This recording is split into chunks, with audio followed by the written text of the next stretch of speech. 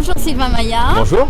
On est content de vous accueillir ici. Donc première chose, on aimerait savoir en fait ce qu'évoque le 8 mars pour vous. Le 8 mars, donc c'est la journée internationale des femmes.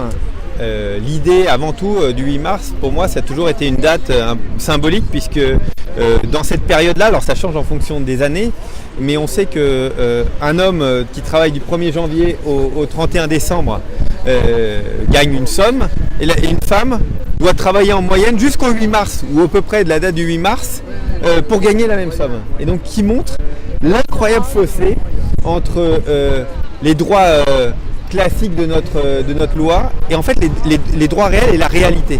Et que ce fossé se résolve mais vraiment petit à petit. Et même parfois, on voit d'année en année une stagnation, voire dans certains pays européens même une régression.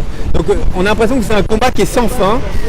On sait que plus on avancera sur l'égalité femmes-hommes, tout à l'heure j'étais avec le président de la République ce matin, on voit les entreprises qui travaillent sur ce sujet-là, qui sont plus performantes, plus efficaces, ça demande du travail à la base, hein, parce qu'il faut dans les comités de direction, il faut dans l'ensemble de l'entreprise que ce soit irrigué, mais on s'aperçoit que les entreprises sont plus pérennes, plus performantes, plus stimulantes, plus intéressantes, et pourtant ça n'arrive pas à s'imposer. Et c'est, je crois, nous, notre rôle politique, mais aussi notre rôle de citoyen, d'aller redire ces vérités. Alors, c'est pas que le 8 mars, hein, parce que c'est symbolique. Moi. Parfois, les dates, les symboles sont importants, mais je pense que c'est tous les jours d'aller redire voilà ce qu'il faut faire pour progresser, pour être dans la compétition du 21e siècle, parce que tout le monde a y gagné. Et mettre la femme à égalité avec l'homme dans l'égalité réelle, tout le monde a y gagné. En termes de symboles, précisément, nous allons avoir bientôt l'honneur d'accueillir Simone Veil au Panthéon. Que penseriez-vous de rebaptiser cette place des grandes femmes?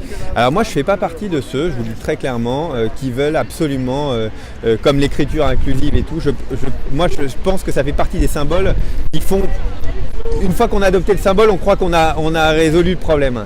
Moi, je crois, les grands hommes, ça veut dire grands hommes, grandes femmes, ça veut dire grandes personnalités.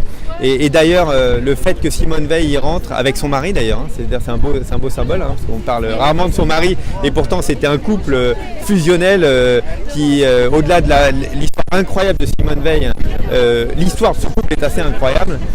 Je pense que c'est un symbole important.